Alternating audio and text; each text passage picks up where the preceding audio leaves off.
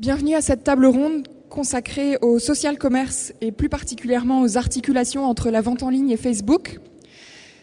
Autour de cette table, vous avez à ma gauche Julien Codorniou, qui est responsable des partenariats de Facebook en France et au Benelux. À sa gauche, Frédérique Doumic, qui est fondatrice et PDG de Watt Entertainment, qui conçoit des jeux sur les réseaux sociaux et particulièrement sur Facebook. À côté d'elle, Dimitri Ducourtieu, qui est cofondateur et vice-président Europe de I Feel Goods, qui permet aux e-commerçants d'offrir à leurs clients des biens virtuels et des Facebook Credits. À côté de lui, Guillaume Darouzet, qui est directeur général de Cyrillus et jusqu'à il y a 2 semaines, directeur marketing et e-commerce de La Redoute. Et au bout de la table, Pierre Mathuchet, qui est chez voyagesncf.com en charge des technologies. Alors, avant d'en venir au retour d'expérience que vous allez partager avec nous et puis de vous interroger sur les possibilités que Facebook offre aux e-marchands, je voudrais commencer par une question un petit peu naïve pour vous demander pourquoi l'e-commerce va devenir de plus en plus social. Alors, Julien Codorniou, est-ce que vous pouvez d'abord nous expliquer ce que c'est que le social graph, l'open graph et de quelle façon il concerne les e-commerçants ? Bien sûr. Donc en fait, le social graph, c'est l'actif numéro 1 de Facebook. Et c'est en fait une série de connexions où l'utilisateur se retrouve au centre, où on retrouve ses amis, et on retrouve une série de marques, d'objets, d'articles qu'il a likés. Donc la bonne nouvelle, c'est que le social graph est ouvert. C'est-à-dire que n'importe qui peut écrire des données dans le social graph. C'est ce qu'on fait à chaque fois qu'on fait un like ou on fait un check-in. Et c'est aussi une infrastructure qui permet à des développeurs et des partenaires de distribuer du contenu, de distribuer du produit et de toucher des millions d'utilisateurs. Pour prendre l'exemple de Watt, c'est en s'appuyant sur le social graph que Watt est passé de 0 joueurs à 4 millions de joueurs en quelques mois. Donc c'est vraiment une infrastructure sur laquelle on peut construire des expériences sociales. Et ce qui est intéressant dans le domaine du social commerce, c'est qu'on peut créer des expériences sociales sur la plateforme Facebook et sur le social graph, à la fois sur facebook.com, comme le fait La Redoute, ou en dehors de Facebook, comme le font les gens de Voyage SNCF ou dans la musique, les gens de Spotify. Donc il faut vraiment voir ça comme une infrastructure sur laquelle on bâtit des expériences sociales. Pierre Mathuchet de voyagesncf.com, vous faites partie de ceux qui considéraient que l'e-commerce va devenir de plus en plus social. Vous pouvez nous expliquer pourquoi ? Bonjour. Alors, tout à fait, on a lancé sur Voyage SNCF au départ de façon assez pragmatique une toute petite expérimentation qui consistait à la fin de sa réservation à venir poster sur son wall Facebook un petit message qui disait j'ai réservé le train pour aller de tel endroit à telle date. Et on s'est rendu compte que chaque fois qu'on postait un voyage, on avait 2,1 visiteurs qui venaient sur le site voyagesncf.com.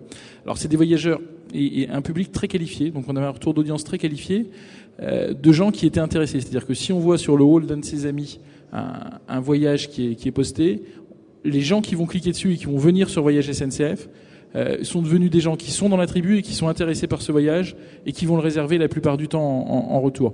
Donc là, on a une utilisation de Facebook qui au départ se voulait simplement anecdotique et un peu en test. On s'est rendu compte que sans être complètement dans l'environnement Facebook, donc là on n'est pas en train de parler d'une application Facebook dans Facebook, Facebook nous a amené un trafic important simplement en postant et en récupérant du trafic entrant avec un coût d'acquisition qui, bien entendu, est nul sur le cas précis. Alors venons-en aux différentes initiatives que vous avez les uns et les autres menées sur Facebook. Frédérique Doumic, chez Watt Entertainment, vous concevez des jeux sur Facebook, en particulier à partir de licences audiovisuelles. Il y a 1 an, vous avez lancé un jeu à partir du dessin animé Totally Spies.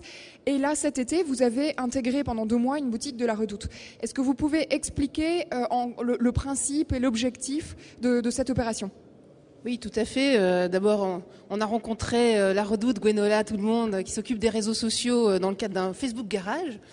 Et La Redoute cherchait à faire savoir qu'elle avait créé une marketplace avec de nombreuses marques qui s'adressaient aux plus jeunes. Et nous avons une audience sur Totally Spies Fashion Agent qui est plutôt 13-25, compte tenu du fait que on s'appuie sur un dessin animé qui existe quand même depuis 10 ans, donc il y a une audience très très très très large. Et donc on s'est rencontrés et on a vu qu'il y avait une convergence totale entre l'audience de Totally Spies et l'objectif de La Redoute qui était de recruter davantage de plus jeunes. et de manière originale. Et donc on a décidé de faire une opération extrêmement riche et profonde, et on a monté pour autant cette opération extrêmement vite, puisqu'elle a été en ligne 3 semaines après notre rencontre. Et il s'est agi d'ouvrir une boutique dans notre shopping center de Total Spies. Donc on avait déjà différentes boutiques, on en a ouvert une de plus, qui était une boutique de La Redoute, dans laquelle il y avait des vêtements, des accessoires, des grandes marques présentes sur La Redoute, de 5 des grandes marques présentes sur La Redoute, c'est-à-dire Guess, Lollipops, Esprit, Carrera et Ray-Ban. Et on a mis dans cette boutique 80 produits qu'on a proposés donc à nos joueurs, avec également une opération de recrutement de fans à l'ouverture du jeu Total Spies, et sur le site de La Redoute, la possibilité pour les joueurs de Total Spies de gagner un sac Ben Simon s'ils achetaient pour plus de 30 €, et également des Facebook Credits qui leur permettaient de gagner des objets virtuels dans le jeu. Donc une opération très riche, très profonde, je crois une des opérations les plus riches, les plus complexes, les plus intégrées qui soit dans un jeu social, et pour un résultat extrêmement intéressant. J'ai quelques chiffres à partager avec vous. D'abord, il y a eu 750 000 joueuses qui ont été en contact avec la marque La Redoute. On a recruté plus que notre objectif qui était de 40 000 fans, puisqu'on a recruté 46 000 fans pour La Redoute. Il n'y avait que 3% des joueuses de Total Spies qui étaient fans de La Redoute. Il y en a maintenant 20%. Sachant que c'était une opération uniquement sur la France et qu'on a une audience qui est très internationale. Il y a eu 200 000 items La Redoute qui ont été achetés par les joueuses Total Spies, une joueuse sur 3 qui a visité la boutique virtuelle, et 25% des joueurs qui ont été en contact avec la marque qui sont allés visiter le site de La Redoute. Et ce qui est intéressant aussi de voir, c'est que les joueuses étaient ravies de l'intégration, de la présence de ces marques. Et en fait, les objets de La Redoute, enfin les vêtements et les accessoires de La Redoute ont trusté les premières places de notre hit parade des ventes. Donc en fait, les joueuses avaient vraiment envie d'habiller leur moi virtuel avec les mêmes vêtements qu'elles avaient envie d'acheter pour leur moi réel. Et on avait d'ailleurs dans la boutique virtuelle Total Spies un bouton qui permettait aux joueurs d'aller directement voir l'objet qu'elles pouvaient mettre sur leur avatar dans La Redoute et acheter bien sûr sur le site de La Redoute. Donc quand vous dites 200 000 produits La Redoute vendus sur cette boutique, ce sont des biens virtuels. Ce sont des ventes virtuelles. Son avatar dans le jeu. Voilà. Et alors ça a aussi conduit à des achats physiques. Tout à fait. On communiquera pas les chiffres sur cette partie-là. C'est quelque chose de confidentiel pour La Redoute, donc on ne communiquera pas, mais il y avait aussi effectivement pour ces mêmes joueurs qui ont acheté des vêtements virtuels la possibilité d'aller directement dans la boutique réelle. Et moi je peux vous dire qu'après avoir porté sur votre moi virtuel une robe Guess ou Esprit qui vous plaît beaucoup, vous avez vraiment envie de cliquer sur le bouton, voilà, pour aller l'acheter en vrai. Juste un détail, rajeunir l'audience de La Redoute, c'est une chose, mais l'audience de Total Spies, c'est plutôt des gamines qui n'ont pas de carte bleue. Alors, ce qui est intéressant, c'est que, d'abord, comme vous le savez, Facebook, c'est 13 ans et plus. Donc, on a une audience sur Total Spies Fashion Agent qui est extrêmement large et qui commence à 13 ans. Et on a 60% de notre audience qui a plus de 18 ans. Et pourquoi ? Parce que Total Spies, comme je le disais en introduction, c'est une série qui a 10 ans, qui est à l'antenne depuis 10 ans, et qui est une série, c'est un peu Drôle de Dame en dessin animé, et c'est une série formidablement bien écrite et réalisée, et qui séduit un très très large public. Devant une série télé de dessin animé, vous avez toujours 50% d'adultes. Et en fait, les mères jouent à ce jeu. On a une audience conjointe extrêmement importante. On a aussi des jeunes filles qui ont regardé la série quand elles avaient 10 ans et qui en ont 20 aujourd'hui, et qui jouent à ce jeu parce que les Total Spies sont des universités, elles sont à la fac, ce sont des jeunes femmes qui sont à la fac, donc c'est ce qu'elles sont en train de vivre aujourd'hui. Et c'est la tendance un peu Kiddles, on se réincarne dans les héros de son enfance. Donc on a vraiment avec Total Spies une audience extrêmement large, très féminine, mais extrêmement large. Dimitri Ducourtieu, chez I Feel Good, vous permettez aux marchands de faire gagner à leurs clients des Facebook Credits qu'ils peuvent utiliser pour acheter des biens virtuels dans les jeux sur Facebook. C'est ce que vous avez fait pour La Redoute au premier semestre. Vous pouvez nous décrire l'opération et toutes les façons qu'avaient les clients de La Redoute de gagner des Facebook Credits de cette façon ? Tout à fait. Alors, avec La Redoute, en fait, on a lancé plusieurs campagnes, une quinzaine de campagnes au global, qui allait de acheter sur le site de la Redoute et gagner des Facebook Credits, télécharger notre application Android et gagner des Facebook Credits, devenez fan et donnez-nous votre adresse email et gagnez des Facebook Credits, etc. Enfin, une multitude d'opérations.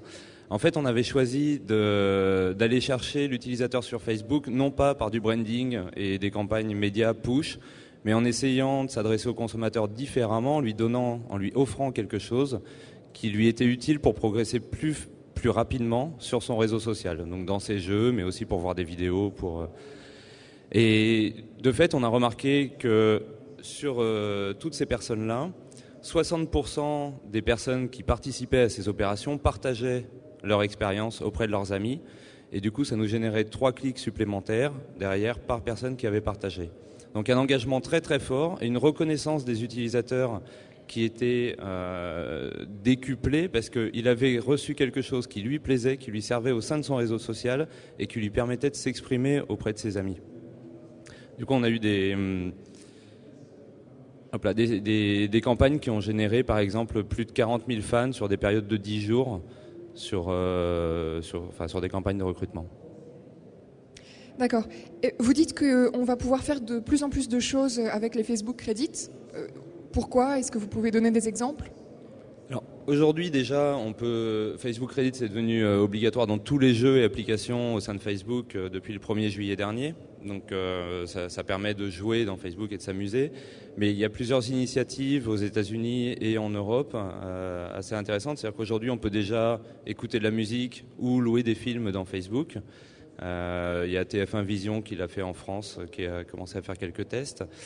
Et il y a des initiatives en Allemagne, avec Big Brother, qui est un peu la Starac française, qui ont permis de voter pour son candidat favori grâce au Facebook Credits. Alors ce qui est intéressant avec ça, c'est qu'avant on votait par SMS, on était tout seul devant sa télé avec son téléphone portable.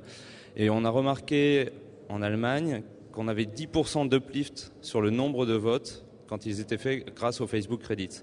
Pourquoi ? Parce que les personnes qui votaient pour leur candidat favori avaient envie de le promouvoir auprès de leur réseau sur Facebook, et donc ça appelait les autres à voter aussi. Juste sur les Facebook Credits, en fait, il est important de noter que c'est une monnaie virtuelle pour acheter des biens virtuels. Donc c'est vrai que ça a démarré dans le jeu. Aujourd'hui, on achète des items virtuels sur Totally Spies ou Farmville ou Pyramidville avec des Facebook Credits. La vidéo est arrivée après, TF1 l'a lancé en France. Le voting dans la télé-réalité. David Guetta a lancé son nouvel album il y a 10 jours. On peut l'acheter sur Facebook avec des Facebook Credits, mais ça reste limité donc aux biens virtuels. C'est une monnaie virtuelle pour des biens virtuels. On peut aussi l'imaginer pour acheter des coupons de réduction en Facebook Credits, ce que nous on a essayé de faire aux États-Unis et qui a été repris. Mais en tout cas, on a beaucoup d'ambition pour cette monnaie virtuelle en dehors du secteur traditionnel du jeu. Et ce qui est intéressant de noter sur Big Brother, c'est que c'était 10% de votes en plus des votes existants. Donc il n'y a pas eu de cannibalisation entre les votes par SMS et les votes par Facebook Credit sur Facebook. Parce qu'il y a des gens qui regardent la télé avec leur compte Facebook ouvert et qui commentent, et pour qui voter en un clic avec des Facebook Credits, c'était plus facile que de sortir le téléphone. Alors, vous dites qu'avec les Facebook Credits, on ne peut acheter que des biens virtuels. En même temps, si on peut acheter jusqu'à des coupons de réduction, on n'arrive pas très très loin de l'achat de biens physiques. Est-ce que c'est prévu dans les prochains mois ou c'est prévu à terme ? Mais là, j'ai envie de dire que la contrainte reste quand même pour les marchands de biens physiques, les 30% de fees que prend Facebook sur les transactions. Donc, on pourrait imaginer que cette commission baisse. C'est pas ce que j'ai entendu. Mais autant quand on vend une licorne virtuelle, il n'y a pas de souci à céder 30% à Facebook. Quand on vend des t-shirts ou des accessoires de luxe, c'est un peu plus problématique. Donc pour l'instant, en tout cas, nous, le secteur que l'on target, c'est vraiment les biens virtuels. Guillaume Darousset, on a parlé de Totally Spies Fashion Agent, on a parlé de l'utilisation des Facebook Credits. Pourtant, la Redoute a encore mené beaucoup d'autres expérimentations sur Facebook. Vous pouvez nous les décrire et nous dire lesquelles ont marché, lesquelles ont moins bien marché et le bilan que vous en tirez. Oui, alors juste pour rappel, la Redoute fait partie d'un groupe qui s'appelle Red Cats, qui est un des leaders mondiaux dans la vente à distance et qui est le leader en France avec Redoute, Verbaudet, Cyrillus et Somewhere. Et en tant que leader, il nous était important d'aller dans le social, évidemment. Et juste en passant, je voudrais signaler que les équipes de la Redoute ont fait un super boulot parce qu'aujourd'hui, le nombre de fans sur Facebook avec toutes les pages de la Redoute est au-delà du million. On était au million il y a 15 jours et on est à 1 100 000 aujourd'hui. Donc je pense que c'est véritablement au cœur de la stratégie de la Redoute et du groupe Red Cats. Alors en termes d'expérience, on a parlé du Totally Spice qui était une superbe réussite, qui nous rapproche de nos clients, qui rajeunit notre clientèle. On a parlé aussi des Facebook Credit, où on a été les premiers en Europe à lancer cette monnaie virtuelle. Et ça nous amène là aussi une modernité que l'on cherchait. On a aussi fait une boutique sur Facebook. On a été les premiers en France à faire ce genre de boutique qui a duré une quinzaine de jours. On a appris des choses, on en reviendra tout à l'heure sur ce bilan. Et puis la grosse expérience de la Redoute, c'est je pense, de communiquer avec ses clients au jour le jour, avec les community managers pour mieux comprendre nos clients, pour mieux comprendre leurs aspirations, pour pouvoir donner les services qu'ils ont envie, les produits qu'ils ont envie. Et c'est ce qui explique aujourd'hui que la Redoute et le reste du groupe Red Cats a des millions et des millions de fans.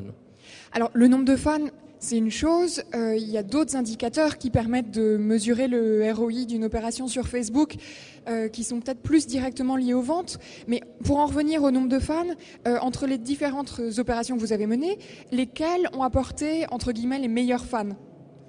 Il y a pas je pense pas qu'il y ait de meilleurs ou de moins bons fans. Peut-être qui sont plus fidèles, qui restent, qui sont pas des chasseurs de promos.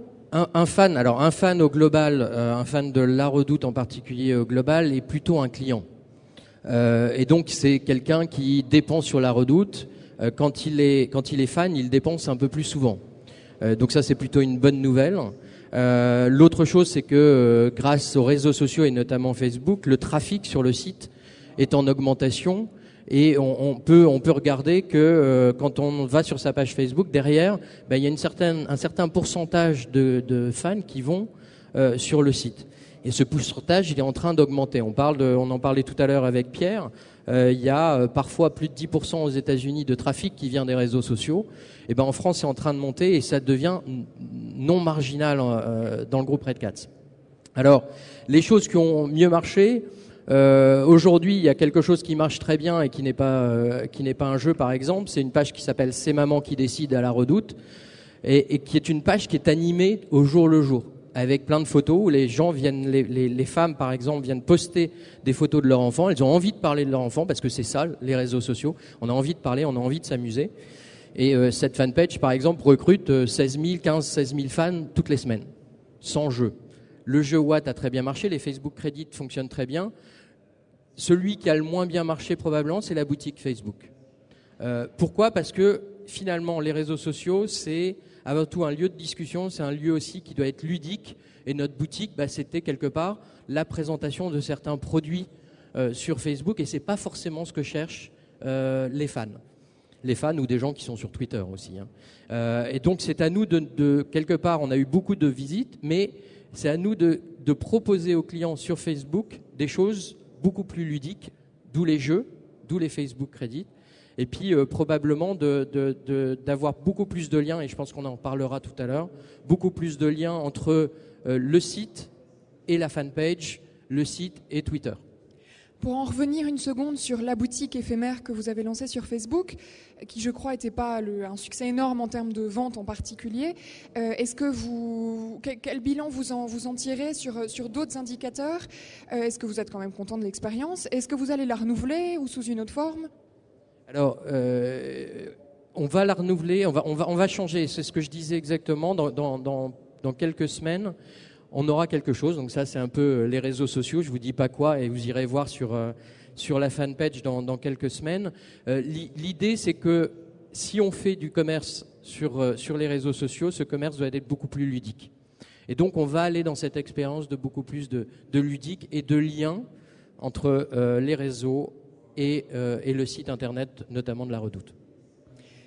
Sur le principe de la boutique sur Facebook, dont on a beaucoup parlé ces derniers mois, est-ce que vous pensez tous que c'est pas une bonne idée, ou est-ce que ça peut quand même être utile pour tester des produits, pour faire des études de marché d'un genre différent ? Est-ce que ça peut quand même avoir une utilité ? Alors, côté Voyage SNCF, on on se positionne clairement dans la philosophie de la Redoute qui consiste à dire Facebook n'est pas forcément le lieu où doit se faire la vente. C'est un lieu qui est autour, c'est un lieu qui anime, c'est un lieu qui est en rebond avec l'espace de vente. C'est un lieu où on retrouve ses amis et c'est cette expérience sociale, ces rebonds émotionnels qu'on doit conserver sur Facebook ou les amener sur le site. Faut bien travailler l'endroit où on veut mettre quoi.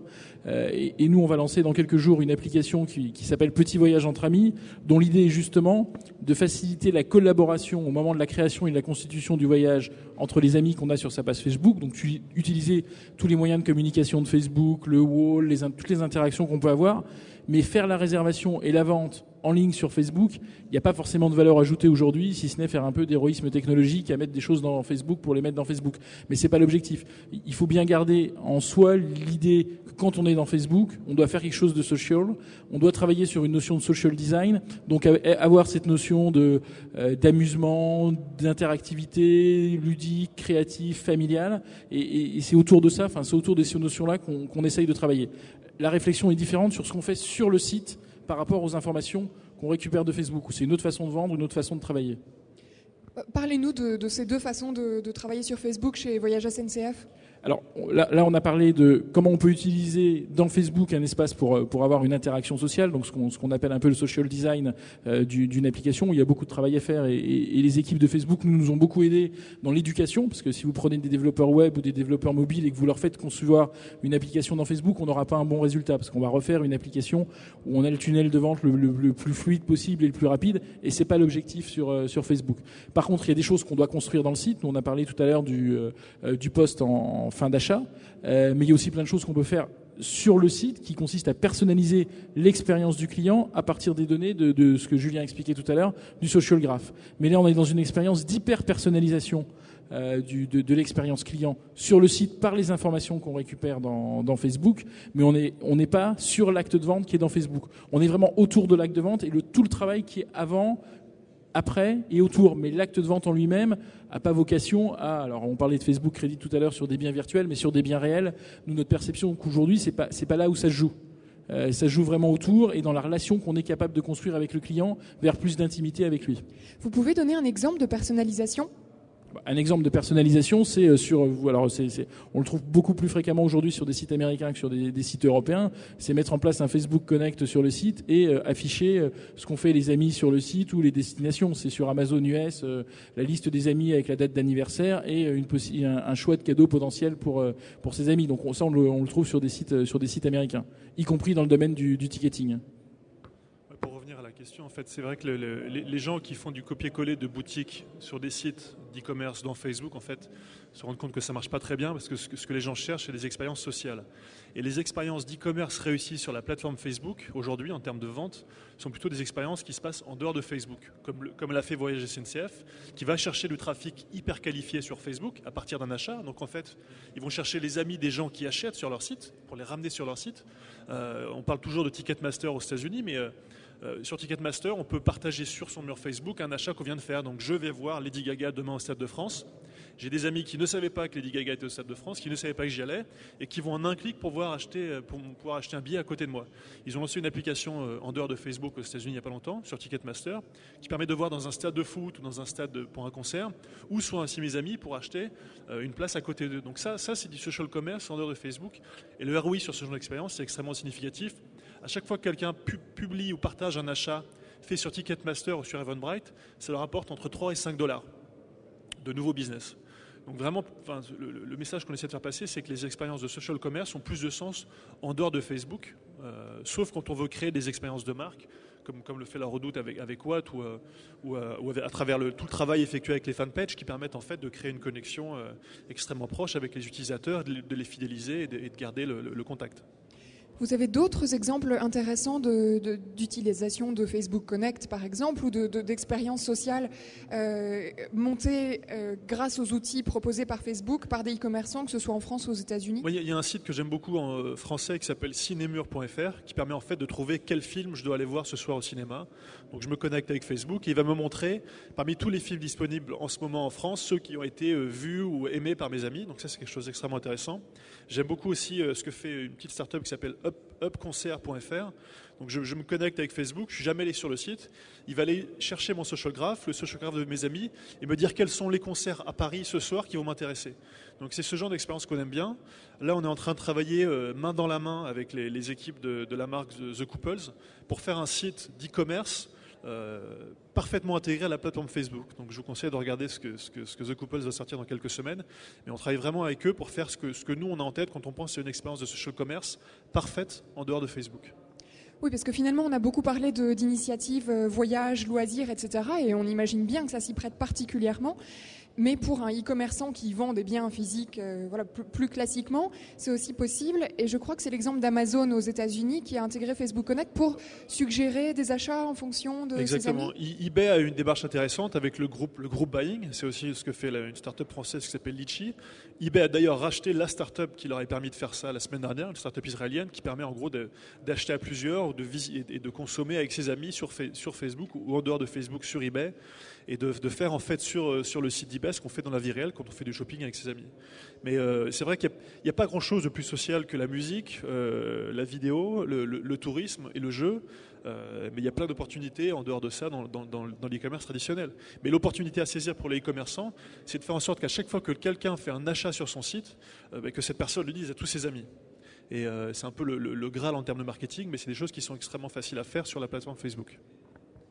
Je peux juste rebondir dessus. Je pense qu'on est à peu près tous ici d'accord pour dire que le futur du social commerce, il est véritablement sur les sites des e-commerçants, en socialisant son site, en mettant les likes sur le site, en mettant le Facebook Connect sur le site, en facilitant l'enregistrement d'une commande sur le site, en récupérant par exemple des données qui sont sur Facebook et qui permettent de gagner du temps pour un internaute. Quand il passe sa commande, il n'a pas à ressaisir son adresse ou ses coordonnées. Et donc c'est véritablement l'avenir, il est là.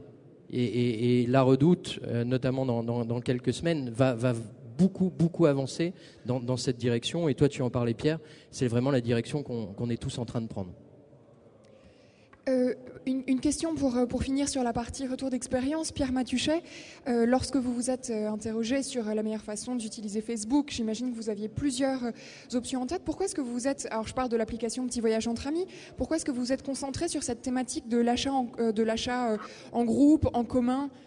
C'est quelque chose qu'on voit effectivement revenir, on l'a vu avec Litchi, l'application aussi pour Pixmania, et on voit beaucoup d'expériences sur l'achat en commun ou l'achat de groupe. Pourquoi cette thématique plutôt qu'une autre ? J'imagine que vous avez d'autres idées, et d'ailleurs, est-ce que vous allez développer d'autres idées bientôt ? Alors oui, on avait d'autres idées, mais c'est l'idée qui nous semblait la plus naturelle. Faire quelque chose dans l'environnement Facebook. Et là, je rechange par rapport à ce que tu viens de dire, Guillaume. On n'est pas à l'extérieur de Facebook dans notre site, mais quand on est dans Facebook, c'est un espace social. Donc il fallait trouver quelque chose qu'on faisait à plusieurs. Et c'est là où il y avait une valeur. Parce que mettre une réservation de train qu'on prend tout seul pour faire un Paris-Metz sur Facebook, ça n'a pas de valeur ajoutée. Ni pour nous, ni pour Facebook, pour personne. La valeur ajoutée, c'est vraiment d'utiliser les capacités, les mécanismes collaboratifs qu'on trouve sur Facebook. Alors on peut aller beaucoup plus loin que ce qu'on a fait.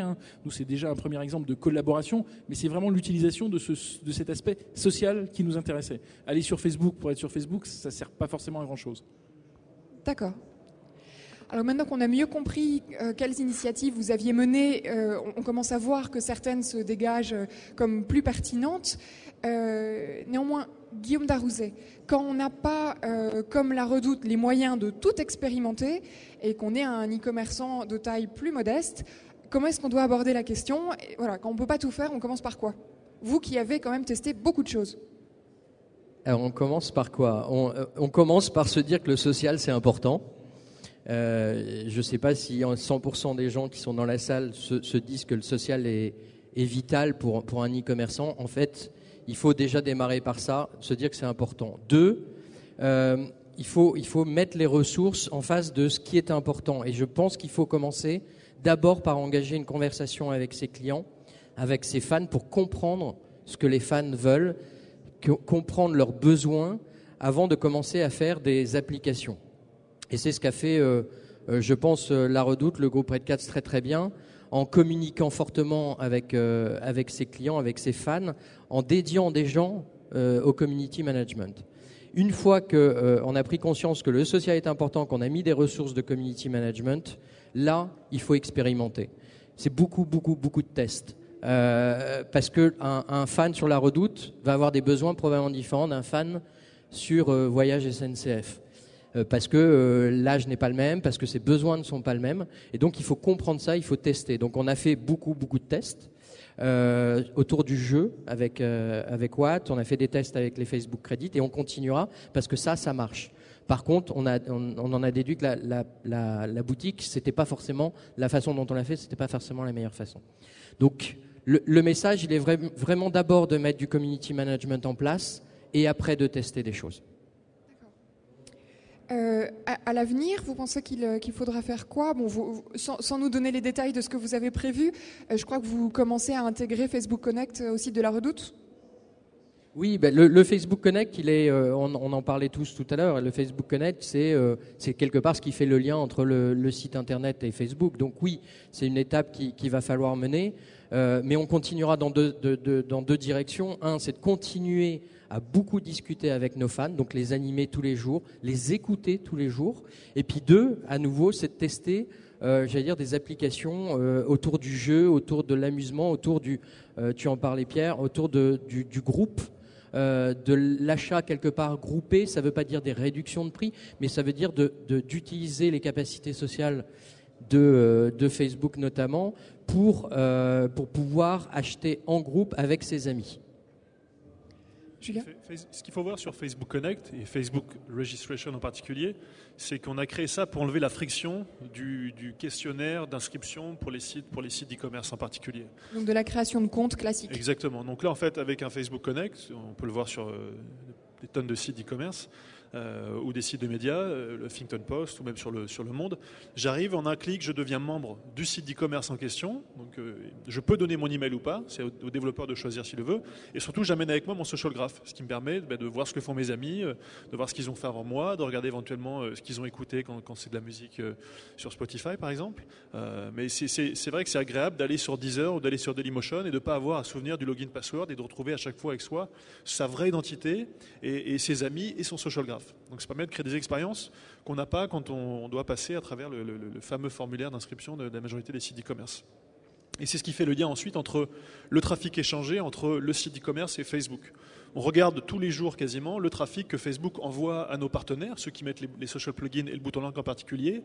Et c'est vrai que l'adoption de Facebook Connect fait souvent exploser le trafic envoyé de Facebook vers les sites d'e-commerce. Et nous, on veut pas être l'endroit où les gens achètent. C'est une possibilité, mais c'est pas notre ambition. On veut être l'endroit où les gens découvrent les bons produits, ou découvrent les bons articles, ou découvrent la bonne musique dans le domaine de la musique. Donc il suffit d'être présent, d'avoir les social plugins et de faire en sorte que son contenu ou ses produits soient partageables sur Facebook pour immédiatement recevoir un trafic assez significatif, puisque ce contenu va être partagé, multiplié par le nombre d'amis, multiplié par le nombre d'impressions, etc. Et il y a plein de sites d'e-commerce, il y a des sites de médias français qui s'en sortent extrêmement bien dans l'acquisition de trafic, gratuit ou payant, sur Facebook.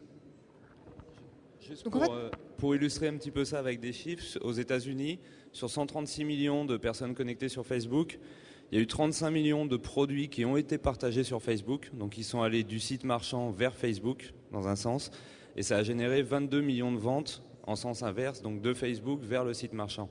Je crois que ça illustre bien le fait que Facebook n'est pas uniquement un site de destination, mais que les personnes viennent avec leurs amis du coup sur un site, et que c'est vraiment une expérience plus communautaire qu'une source de trafic aujourd'hui.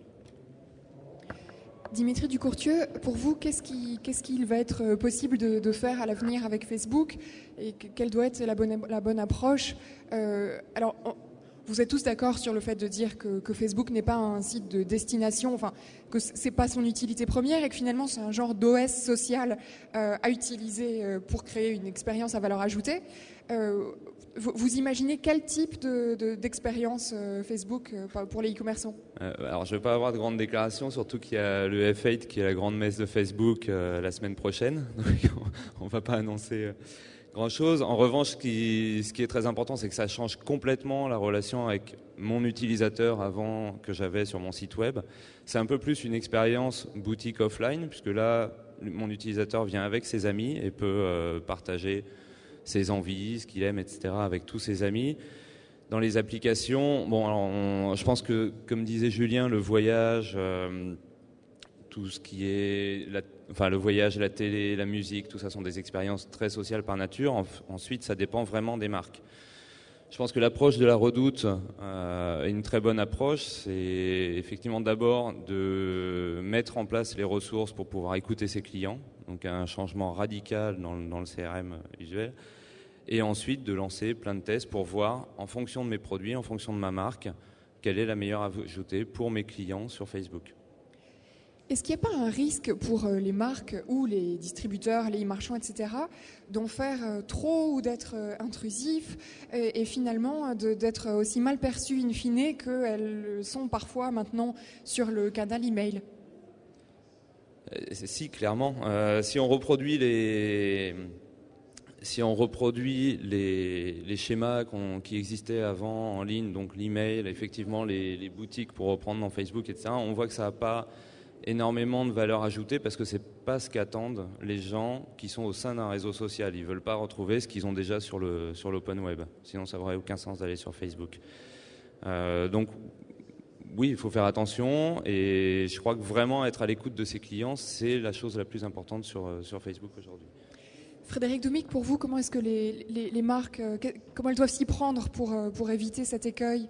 Oui, pour prêcher pour notre paroisse, c'est vrai que mettre en scène une marque dans un jeu, je pense que c'est un bon moyen de ne pas être intrusif, de rentrer dans l'intimité du social graph de manière intelligente, parce que ça permet vraiment de mettre en scène la marque de manière délicate, de manière ludique.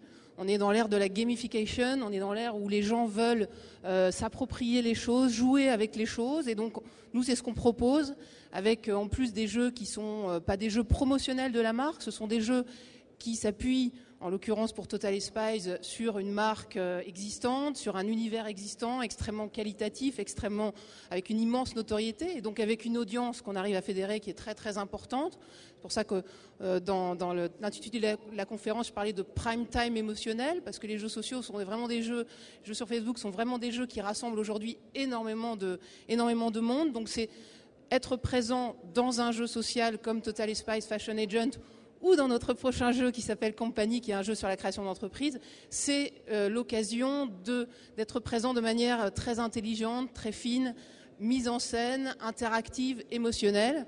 Et voilà, je prêche vraiment pour ça. Je voulais d'ailleurs donner une petite information amusante, si Guillaume me permet.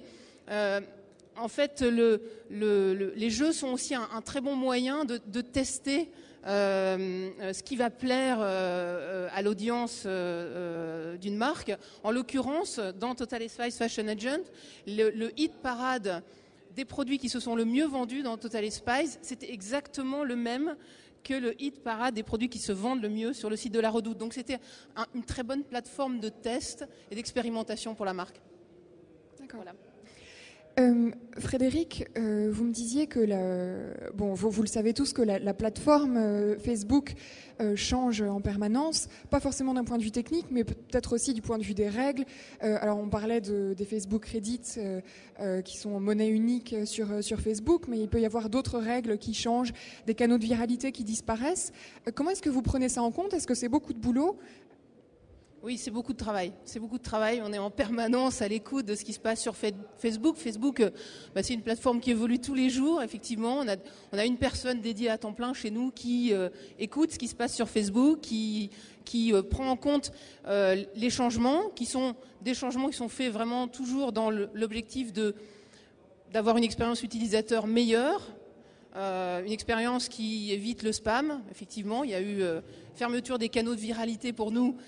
C'était dommage parce que c'était un moyen vraiment d'acquérir de l'audience très facile, mais c'était aussi effectivement perçu par les utilisateurs comme du spam, donc c'était finalement une bonne chose. Aujourd'hui, Facebook a réintroduit de nouveaux canaux de viralité, plus malins, moins spam, et c'est une bonne chose. Et tous les jours, enfin, Julien, je pense que tu peux compléter sur le sujet, mais voilà, Facebook, c'est vraiment une plateforme qui évolue tous les jours, ce qui la rend à la fois extrêmement passionnante, mais effectivement compliquée à suivre. Il y a des jours où faut s'accrocher.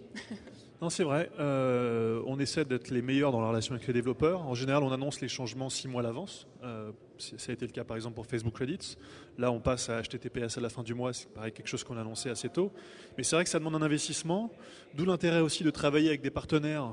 Quand on développe pas ces expériences soi-même, l'intérêt de travailler avec des partenaires qui sont certifiés par Facebook. On en a une demi-douzaine en France aujourd'hui, dont certains sont présents ici. Mais c'est vrai que ça demande un investissement. Mais au final, si on regarde toutes les sociétés technologiques dans le monde les plus successful en ce moment, que ce soit Groupon, qui est à la fois un partenaire plateforme et aussi un de nos premiers clients en termes d'achat sur Facebook, si on regarde Zynga, si on regarde Airbnb, Spotify, Flipboard, en France des gens comme Kobojo, comme eSchool, les gens qui marchent bien dans la techno en ce moment sont soit des partenaires, soit des clients de Facebook. Donc c'est en général un investissement qui est plutôt payant. Mais c'est vrai que ça demande un effort de notre part d'évangélisation. C'est pour ça qu'on fait des événements aussi souvent que possible. Mais il faut aussi, côté développeur, regarder ce qui se passe sur le site et on essaie d'annoncer les changements au moins 6 mois à l'avance. Pierre Mathuchet, pour vous, comment est-ce que les e-commerçants peuvent mettre à profit le social graph et l'open graph ? Qu'est-ce qui sera possible de faire à l'avenir ? Il y a beaucoup de choses qui changent sur Facebook en permanence. On peut imaginer de plus en plus de possibilités. Alors qu'est-ce qu'on pourra faire avec le social graph et l'open graph ? Je pense qu'on est au tout début. C'est-à-dire qu'on utilise tous la liste des amis, on va pas complètement dans l'exploration des objets, on crée pas nos objets, on transporte pas les objets d'un graphe à l'autre. Et c'est quelque chose qu'il va falloir qu'on mette en place côté des e-commerçants dans les mois qui viennent. C'est pas toujours facile, les API bougent tous les jours, c'est toujours un sujet qui nous importe, donc il va falloir qu'on trouve un modèle pour se protéger un peu de ça. Mais c'est aussi parce que ça bouge, que ça évolue, que ça va nous apporter plein d'informations. Et je pense que là on est sur des impacts pour les e-commerçants dans l'exploration du social graph ou de l'open graph demain, avec ces nouveaux verbes, ces nouveaux mots qui vont arriver, de se dire comment ça interfère avec notre CRM. Et il y a plein de questions derrière qui déroulent, qui sont assez compliquées. Tu parlais tout à l'heure de qu'est-ce que va devenir le CRM par rapport à Facebook. Et je pense que le lien entre le CRM et ce qui se passe dans Facebook est la passerelle qu'il va falloir qu'on construise, parce qu'on va avoir deux univers qui vont pas se parler. Et notre challenge de demain, c'est de réussir à garder nos CRM, de savoir qui sont nos clients fidèles, quels sont leurs modes de fonctionnement, alors pour nous, quels trains ils prennent, quand ils les prennent, avec quelle fréquence, qu'est-ce qu'ils ont vécu dans leur expérience à bord du train, et d'être capable de mettre ça en parallèle avec ce qu'ils aiment, leurs interactions dans le monde Facebook, et de trouver les passerelles entre les deux univers qui pour nous est vraiment le challenge de demain, c'est-à-dire vraiment d'accompagner sans couture le client qui soit dans l'univers Facebook ou dans le nôtre, tout en tirant vraiment parti de la richesse que va nous offrir le social graph et l'open graph. Ce que dit Pierre est intéressant, et c'est vrai qu'on pense qu'en termes de CRM, le modèle qui consiste à envoyer, quand on est un e-commerçant, le même email tous les matins à tout le monde va vraiment être changé par Facebook et le social en général. Ce que fait par exemple Cdiscount est extrêmement intéressant. Ils ont créé des catégories sur Cdiscount qui permettent aux gens de s'abonner à des catégories. Donc s'il n'y a que la partie 20 sur Cdiscount qui m'intéresse, je peux avec le bouton like m'abonner à cette catégorie-là, et au lieu de recevoir un email qui sera le même pour tout le monde tous les matins, j'aurai un message qui sera poussé sur mon mur Facebook par le community manager de Cdiscount qui me préviendra d'une vente à venir la semaine prochaine ou dans les 5 prochaines minutes. Donc c'est ce genre de connexion et de connaissance intime des clients qui est intéressante et qui est facile à faire avec la plateforme Facebook.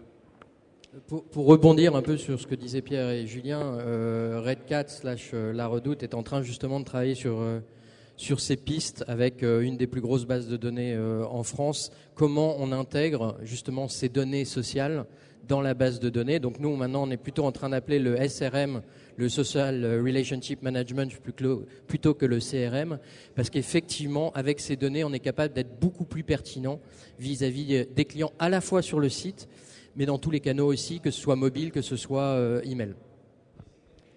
Dimitri Ducourtieu, je crois que vous vouliez aussi rebondir sur cette question de ce qui sera possible de faire à l'avenir, de ce que vous imaginez. Je crois qu'il y a eu pas mal de choses dites. Ce qui est très intéressant, c'est effectivement La Redoute qui est arrivée à un stade de maturité où maintenant ils envisagent plus uniquement un client en relation client-marque, mais uniquement ils intègrent le réseau de la personne, ses habitudes, ce qu'ils font, à quoi ils jouent, etc. Et ça, c'est un changement radical qu'on va voir dans les prochaines années sur Internet. Le risque de la course aux fans qu'on voit actuellement, c'est effectivement que ça devienne comme l'email où les gens se créent des emails dédiés à la publicité et qui sont jamais lus ou alors qui vont directement dans les boîtes de spam. Et si les marques font pareil sur Facebook, ils auront à peu près les mêmes retombées. Je crois. Alors, dans les réseaux sociaux, il y a beaucoup Facebook, mais il n'y a pas que Facebook. Est-ce que vous regardez aussi les autres plateformes ? Alors, je croyais qu'il n'y avait que Facebook. D'accord. Et dans ce cas-là, est-ce que la position quasi monopolistique de Facebook peut poser problème ? Il y a bien un courageux parmi vous qui va, à côté de Julien, dire qu'effectivement, c'est parfois compliqué. Moi, je vais y aller. Il n'y a pas que Facebook, mais Facebook est important. Il y avait un article hier qui disait qu'on passe finalement plus de temps sur Facebook que les 4 plus gros sites en dehors de Facebook. Donc Facebook est clé. Mais au-delà de Facebook, nous, on joue aussi sur Twitter. On a 100 000 followers, pardon. Et donc, ça nous permet aussi de rentrer en contact avec une population probablement un peu différente. Et puis, aujourd'hui, il y a Facebook, et puis il y en aura d'autres peut-être demain. Voilà. Il n'y a pas que Facebook, mais Facebook est important. Je crois qu'au-delà de la marque Facebook, je crois que ce qui est important, c'est vraiment de considérer un réseau social plus qu'une marque. Et d'ailleurs, la preuve, on en parlait tout à l'heure, c'est que Facebook est l'exemple de la marque qui évolue en fonction de ses clients, puisqu'ils n'ont pas peur de lancer des nouveaux produits très régulièrement, un peu trop régulièrement peut-être, pour nous en tant que développeurs. Mais effectivement, ils lancent des produits. Si le marché réagit mal, si le public n'aime pas, ils n'ont pas de souci à l'arrêter. Et c'est en évolution constante et c'est à l'écoute constante de ses utilisateurs. Et donc, on a plus l'impression que Facebook est créé par les utilisateurs, un peu comme un logiciel open source, que par la marque Facebook qui décide de ce qu'elle fait. Et ça, c'est vraiment une évolution très intéressante sur le marché. Julien Codorniou, dans 8 jours à San Francisco se tiendra la conférence de Facebook pour les développeurs, F8. À quoi est-ce qu'on peut s'attendre ? Est-ce qu'il y aura des choses qui concerneront l'e-commerce ? Qu'est-ce que vous pouvez déjà nous dire en avant-première ? Alors, je peux évidemment rien dire du tout, mais à part qu'il va y avoir plusieurs révolutions d'annoncer, à la fois pour les utilisateurs et surtout pour les partenaires par rapport à la plateforme Facebook. Donc il faut bien garder les yeux ouverts le 22 septembre. On prépare ça depuis plusieurs mois. On a tenu compte effectivement de beaucoup de feedbacks qui ont été montés par les partenaires, les développeurs et les clients. Mais on va annoncer vraiment du très très très lourd dans tous les domaines. Donc, vous nous parlez de révolution, vous faites du teasing et vous nous dites rien du tout. C'est normal, c'est le principe en fait, c'est de faire monter le teasing et les attentes, mais non, c'est vrai, on va lancer beaucoup de choses, il va falloir le suivre de très près et encore une fois, il y aura une prime à ceux qui vont comprendre tout de suite les implications de ce qu'on va lancer dans tous les domaines et qui vont être capables de le développer soit pour eux-mêmes, soit pour les autres. Donc on essaiera de faire un effort en France de vulgarisation des innovations. On va faire un développeur garage dans la foulée pour expliquer tout ce qu'on a sorti et toutes les possibilités de cette nouvelle plateforme. Mais évidemment, je peux rien vous dire sur ce qu'on va annoncer à 8 jours de l'événement. Bien, on s'achemine vers l'issue de cette table ronde. Je vous propose, si vous le voulez bien, de synthétiser les 3-4 grandes idées qui me semblent émerger de vos échanges. La première chose, c'est que même si les fans, on peut, avec de l'animation, les transformer en acheteurs, la course en fans n'est peut-être pas une fin en soi et il ne faut pas forcément considérer Facebook comme un site de destination. Donc, deuxième chose, du coup, il serait probablement plus intelligent de construire une expérience sociale à partir des outils que propose Facebook, en utilisant Facebook Connect, évidemment, on va le voir de plus en plus probablement, en utilisant les Facebook Credits, en utilisant les jeux pour créer sur Facebook un lien avec la marque. De ce que je comprends, il y a une troisième idée peut-être, c'est de garder à l'esprit que de plus en plus Facebook va évoluer vers un meilleur contrôle de la part des utilisateurs des infos qu'ils communiquent, etc. Donc parfois certains canaux de viralité vont se fermer, mais finalement en donnant aux utilisateurs de plus en plus de possibilités pour partager ce qu'ils aiment avec leurs amis, ça c'est peut-être aussi quelque chose que vont pouvoir de plus en plus utiliser les e-commerçants, donc c'est peut-être une bonne nouvelle. Et puis, il me semble, pour conclure, qu'il faut probablement garder l'œil ouvert. Alors, sur les autres plateformes, je ne sais pas, vous avez l'air assez tous tous convaincus du fait que c'est Facebook et personne n'a prononcé le mot Google+. Il faut par contre probablement être attentif aux plus petits acteurs, à toutes les startups, à tous les prestataires de l'écosystème de Facebook, parce que c'est aussi de eux que viendront l'innovation, qui n'est pas l'apanage des leaders, même si certains d'entre eux testent beaucoup de choses. Est-ce que vous avez d'autres choses importantes qui vous semblent qu'il faudrait dire sur ce sujet pour les e-commerçants qui s'interrogent sur la meilleure façon d'utiliser Facebook? Juste sur la virilité de la plateforme, c'est vrai que dans le domaine du jeu, on a un peu essayé de stopper le spam il y a 1 an et demi. On a été très dur avec les développeurs, notamment de jeux, qui avaient eu aussi tendance un peu à abuser de la plateforme. Mais on a réintroduit le mois dernier des éléments de viralité. Et si on devait résumer le modèle économique de Facebook à l'extrême, on peut dire qu'on est un distributeur de trafic. Le meilleur moyen d'avoir du trafic sur Facebook aujourd'hui, c'est quand même d'acheter de la pub sur Facebook. Et les gens autour de la table le font très très bien. Mais les intégrations réussies de la plateforme sur les sites e-commerce permettent aussi d'aller chercher du trafic gratuit. C'est un peu comme le SEO et le SEM chez Google. Donc la viralité sur la plateforme est pas morte, très loin de là. Regardez les Sims, qui est sorti il y a 1 mois, qui est déjà le 3e jeu sur la plateforme, avec 42 millions de joueurs. Ou les Schtroumpfs d'Ubisoft, qui a déjà plus de 10 millions de joueurs en 3 semaines. Donc la viralité est toujours là. C'est la même chose dans l'e-commerce, simplement. C'est vrai que les gens nous ont demandé de partager de manière plus responsable et de choisir exactement avec qui ils partageaient. C'était le but des updates qu'on a lancés et des mises à jour qu'on a fait il y a 10 jours. Mais la viralité est toujours extrêmement présente sur la plateforme Facebook. Très bien. Nous allons prendre des questions de la salle pendant quelques minutes. Est-ce qu'il y a des questions?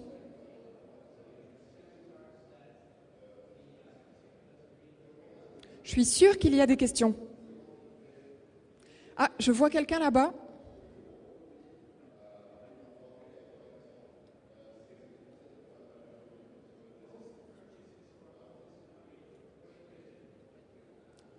Si vous voulez vous approcher de l'estrade, je vous prête mon micro.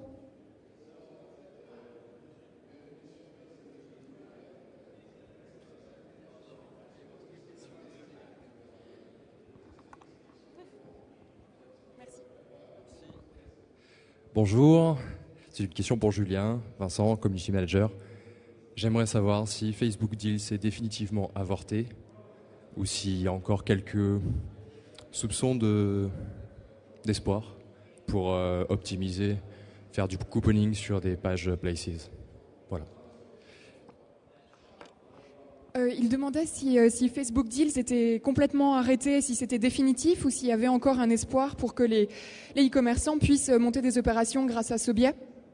En fait, Facebook Deals, effectivement, a été arrêté, mais les check-in deals, donc qui permettent à partir du mobile d'aller réclamer des deals justement dans les magasins physiques, fonctionnent toujours. Mais Facebook Deals, qui d'ailleurs n'avait pas été lancé en Europe et uniquement dans 5 villes aux États-Unis, est effectivement arrêté. Mais vous pouvez faire la même chose sur le mobile ou avec les formats publicitaires qui sont existants aujourd'hui sur Facebook. Est-ce qu'il y a d'autres questions ?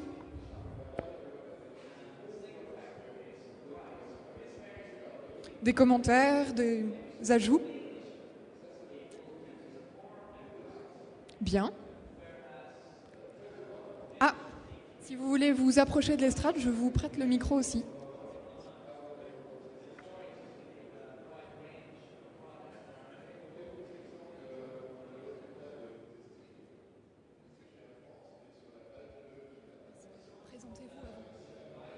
Bonjour, Laurent Jeanne-Courville, je suis consultante. J'ai une question pour monsieur de Cérilus. Excusez-moi, je ne vois pas votre nom. Lorsque vous avez créé votre boutique, est-ce que vous avez eu un système de reversement à effectuer auprès de Facebook ? La réponse est...